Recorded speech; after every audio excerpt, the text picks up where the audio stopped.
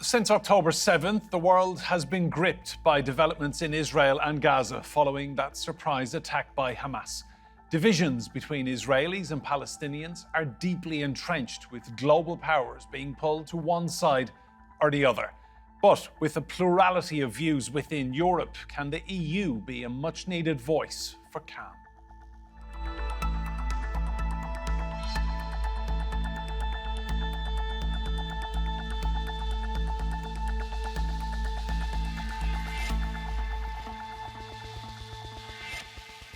Hello and welcome to Roundtable. I'm Enda Brady. Now, tensions between Israel and Hamas are at their highest in years. The humanitarian crisis in Gaza is worsening and there's no end in sight to the violence. Europe wants de-escalation, but are internal disagreements distracting from the bigger, more important picture? Powerful images and a clear signal as the head of the European Commission walks through rubble in Israel. We are here to tell you that we stand by you and that you have all our solidarity. She has since been criticized for not calling on Israel to adhere to international law as it carries out its counterattack on Hamas. In a statement, the European Council emphasized Israel's right to defend itself in line with humanitarian and international law.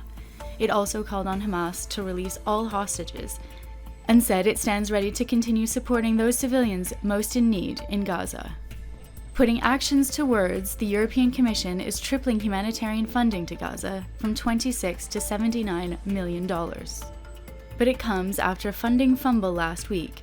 One EU official said all Palestinian aid payments would be immediately suspended. This was later reversed by the EU's top diplomat. The humanitarian situation is dire, so we will have to support more, not less. Gaza is one of the world's most densely populated areas. The United Nations estimates 80% of Gaza's 2.3 million inhabitants live off of international aid, and about 1 million people rely on daily food support. The situation has rapidly deteriorated since Israel started retaliatory airstrikes, and residents of northern Gaza have been told to evacuate. Far away in Spain, the acting Prime Minister renewed calls for a sustainable solution. We proclaim that this conflict that has caused so much suffering, so much anxiety and so much instability in the region and in the world will only be resolved when, as the UN and the Spanish government declare, both states are recognised, Israel and Palestine, so that they can coexist in peace and security. But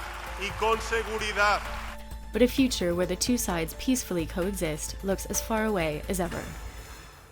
Well, let's meet our guests. In occupied East Jerusalem is Shaina Low, Communications Advisor at the Norwegian Refugee Council. In Lund, in Sweden, is Muhammed Shehada, Chief of Communications for Euromed, Human Rights Monitor.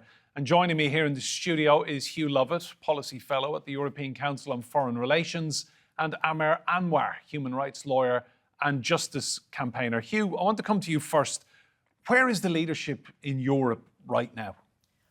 Arguably, there is strong leadership in Europe, but it depends obviously what you want and what you want Europeans to do. So we have seen a remarkably unified European position by the standards of European politics in support of Israel, coming out very strongly in supporting Israel's right to self-defense and coming out in terms of solidarity with Israel. Now, the question is beyond that, where are we? And certainly we've seen some European leaders, including also members of the European Commission, who maybe can be seen as giving a blank check to Israeli escalation in Gaza. And I think now there's an awareness amongst many leaders who are meeting today in Brussels that actually some of this rhetoric might have gone a bit too far in terms of encouraging massive and disproportionate Israeli escalation against Gaza, and not just against Hamas, but also Gaza civilians. So I think there's a little bit of maybe damage limitation trying to repair relations at the moment. So we're starting to see some corrections issued by European leaders. Aamer, are you surprised at Europe's response so far on all of this? No, absolutely not. Europe traditionally has shown total moral cowardice. Quite rightly, many leaders have said, and many people in the community, in fact, I marched with 100,000 people in London on Saturday. Many people condemn the murder of innocent Israelis, but that doesn't justify the mass murder and the mass slaughter of Palestinians. And there is an inability by our European leaders to actually call it out and condemn it. And it's too little and too late.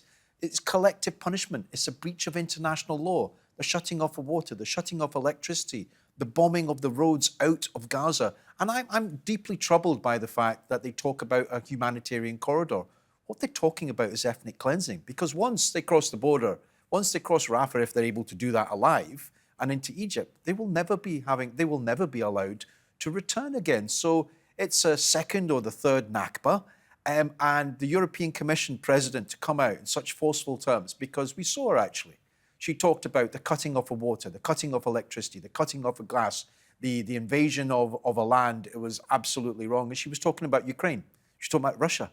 But those same principles apply to Palestine, and the inability to... Everybody seems to think history started on October the 7th. It didn't.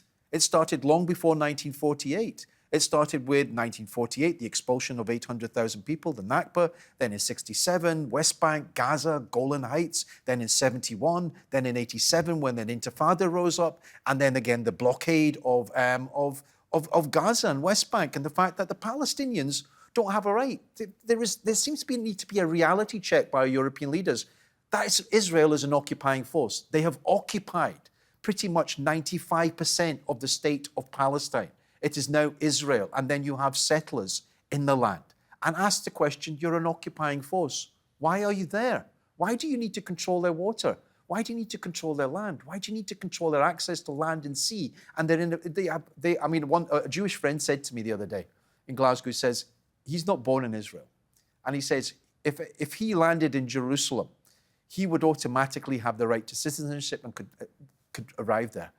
But a Palestinian who was born in Jerusalem and was expelled or left many years ago has no right of return.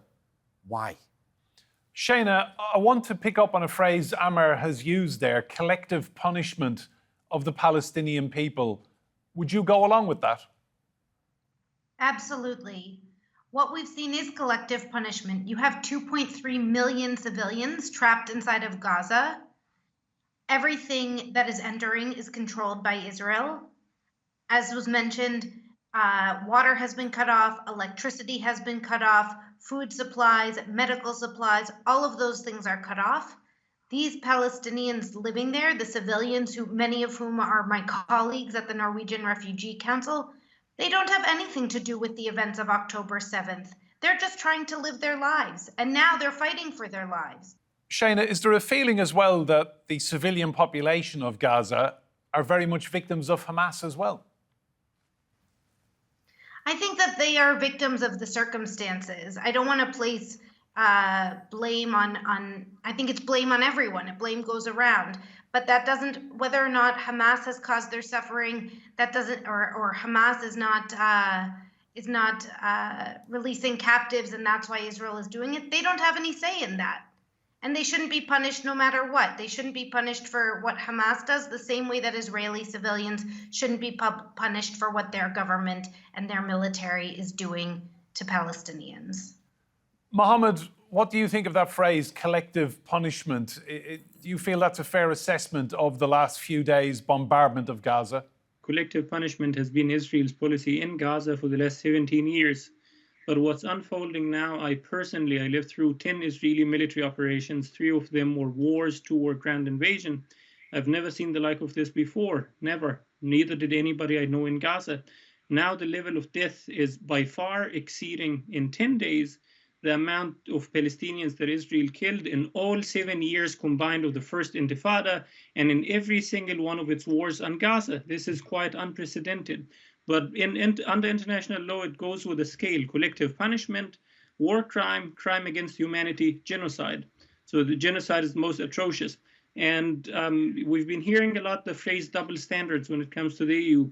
I know the situations in Gaza and Ukraine are not particularly comparable. There are vast differences between the two in many ways, but international law is not a pick and choose. It applies the same no matter where. And when Russia targeted a power plant in Ukraine, causing electricity, water, and heating blackouts, you had the president of the European Union, Ursula von der Leyen of the European Commission, coming out and describing this as, quote, pure terrorism. then Joseph Borrell, the EU foreign policy chief, coming out and describing it as, quote, a crime against humanity and a war crime. These are the second and third most atrocious crimes under international law. So if that is the case in Ukraine, when Israel is doing the same in Gaza, then we conclude by the EU's own standards that this is pure terrorism, this is a crime against humanity. It's the same when Russia targets deliberately civilian infrastructure in Ukraine, so for instance, electricity or communication, that is by EU standards, again, Ursula von der Leyen, a war crime. Now, Israel has been deliberately bombing Gaza's sole telecommunication company, Peltel. So by the EU standards, that's a war crime. But what we are getting out of Europe is that they're basically giving Israel a carte blanche to do whatever they want in Gaza. And the only solid talk coming out of the EU Commission president is we're tripling down our humanitarian aid efforts, which is, in my opinion, and sorry to say this, it's a way of whitewashing complicity in what Israel is doing in Gaza with a few bags of wheat, flour, and rice. And this cannot stand. Hugh, I want to ask you, the last week or so, we've seen major landmarks in Europe lit up in the colours of Israel. Houses of Parliament in London, we've seen the Star of David projected onto the Eiffel Tower in Paris, the British Prime Minister even wearing the colours of Israel in his suit, a blue tie and a white shirt. I mean, all these gesture politics, some might say. Should European leaders be doing a lot more than this? Now, I don't think we can underestimate the emotive, visceral reaction that everyone had when they saw the initial images of dead Israeli civilians and the carnage that ensued. And that clearly resonated in Israel and also in Europe. And so I think that was a genuine driver for this European solidarity. And I think now the question is, how does one move forward? And how can Europe actually play a constructive role in terms of pressuring Israel to abide by international humanitarian law, to not continue its collective punishment of Gazan civilians, to allow the passage of humanitarian aid. These are all important things that Europe should be pressing Israel, and I think it's belatedly starting to do.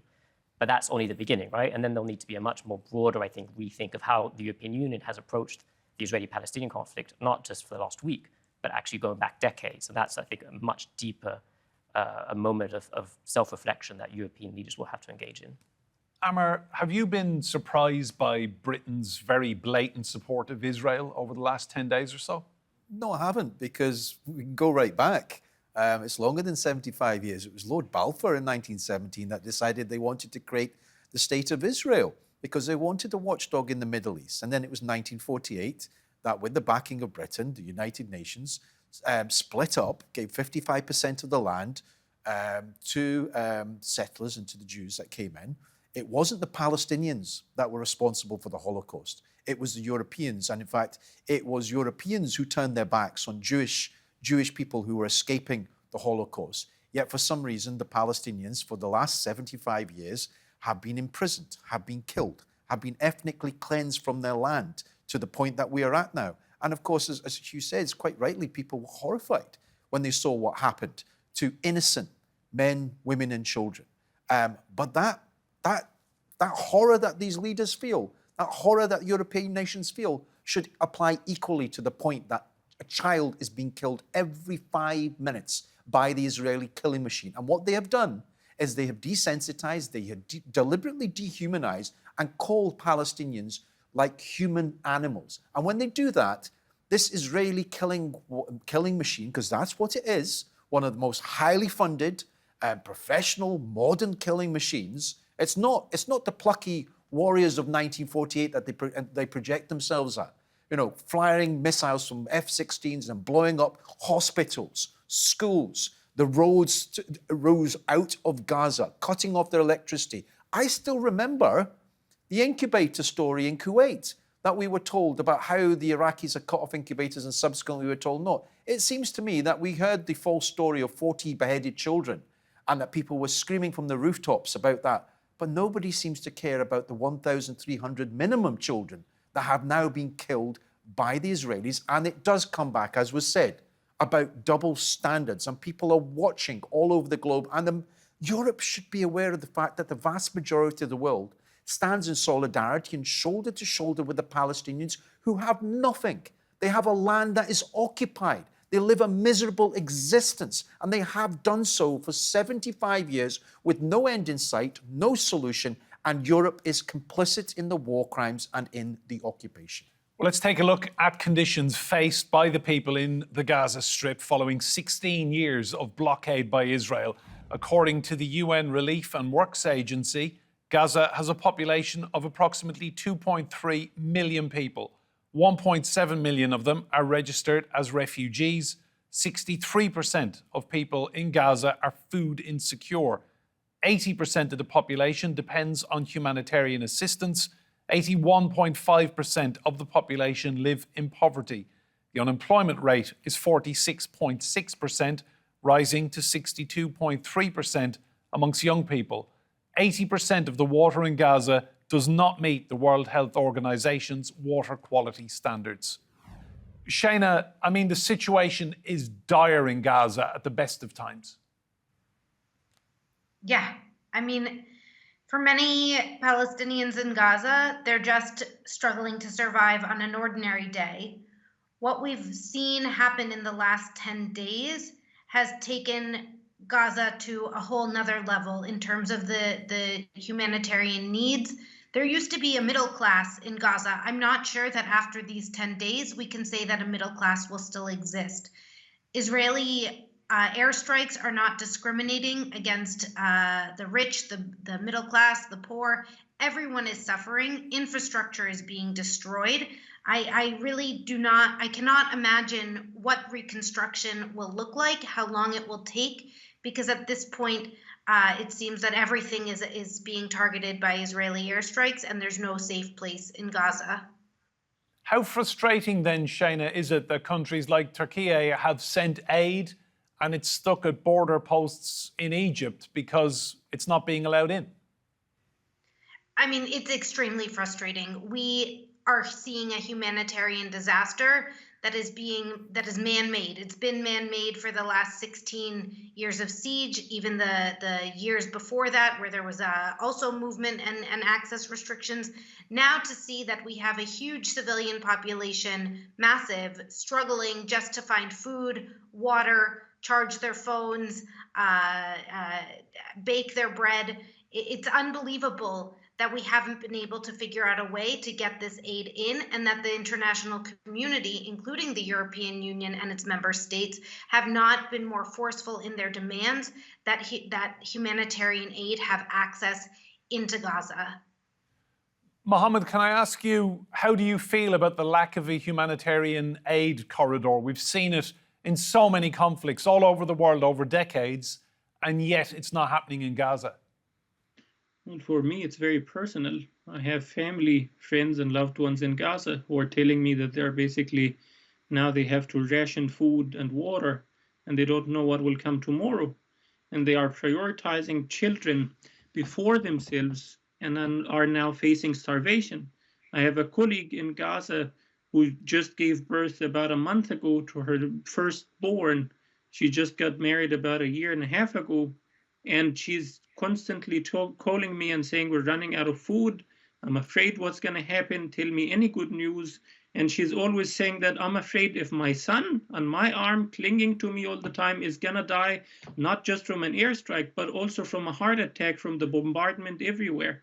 And that is given that she fled actually to the south, that is supposed to be the safe south, and bombardment is still happening all around her very heavily. The house is shaking all the time, and she's stuck basically in an apartment with about 70 people. So this is purely unlivable.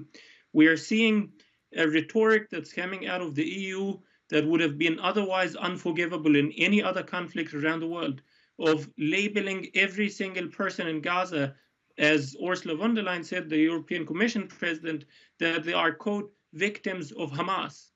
Well, Israel has agency, same as Hamas has agency. They should be responsible and held accountable for their own actions, both of them. So when Israel drops a bomb on a house of my neighbor, Dr. Omar Firwana, the former medical dean of the Islamic University, when they drop a bomb at his home, although he has zero connections to Hamas, nothing to do with anything militant, and they wipe him out with his wife, daughters, their husbands, and his grandchildren. The entire family is gone. Now they have to be buried in one of these mass graves because nobody is able to pick them up. So when you see that level of atrocity, and then the rhetorics coming out of the EU is that, well, Omar Firwana should be considered a victim of Hamas. Hamas is to blame. No, who dropped a bomb on this family and all those other families? We're seeing over 60 families completely wiped out of the population registry. I've never seen this level of complicity in any previous round of escalation in Gaza in my entire life. Who could play a role in mediation? Which countries do you think should step up now? Everyone. When we talk about mediation, so if we're talking about, firstly, the humanitarian track, so how do we get aid into Gaza? How do we also push Hamas to release civilian hostages? Clearly, there are regional countries that are very well placed to do that: Egypt, Qatar, Turkey. I think when we talk about a ceasefire and de-escalation, which will happen at some point, we need to recognize there is a track there. But when that track does open up, Europe will have an important role to play, as will the US. Now, when it comes to the broader Israeli-Palestinian conflict, I mean, obviously that ending the conflict is now seems even further away than possible. But again, I think Europe does have an important role to play. It hasn't played it nearly enough or well enough. But again, it has leverage that it can deploy again towards Israel to encourage Israelis to view ending occupation to be a better option than continuing the occupation. And it also has important financial leverage that to deploy vis-a-vis the Palestinian Authority, which is increasingly authoritarian and unrepresentative. Yeah, Aamer. Yeah, I mean, just backing up in terms of what was said, when you have the head physician of Mediglobe, Hassam Safiya, saying that children are dying, parents are dying, entire generations have been wiped out, it almost leaves many of us around the world in despair.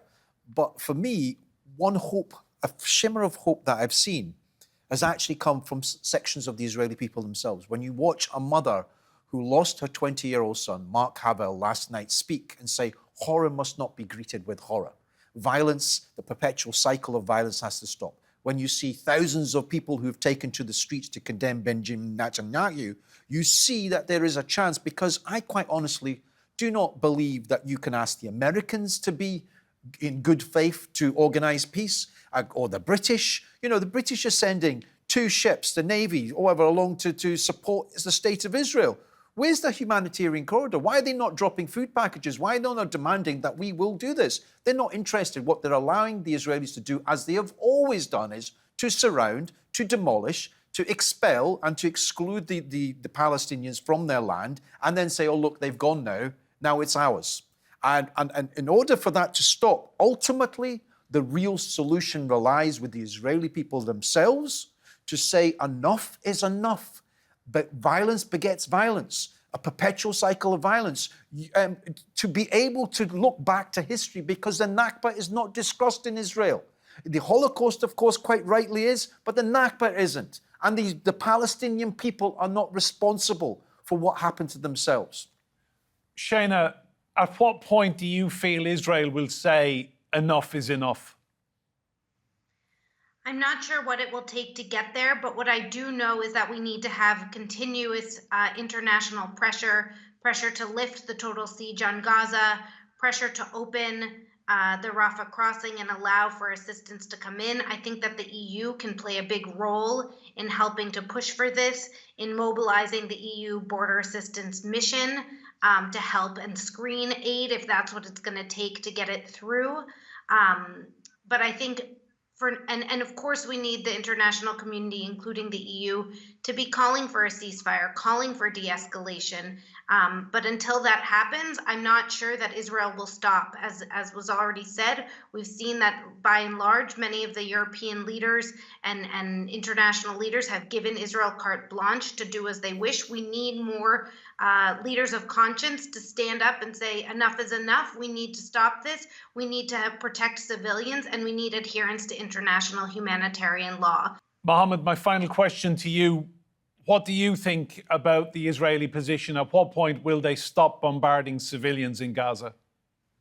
Right now, the mood in Israel goes with 3 mainstream currents. One says, wipe out Gaza.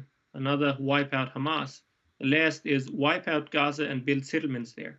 That's quite literally the 3 mainstream currents in Israel at the moment.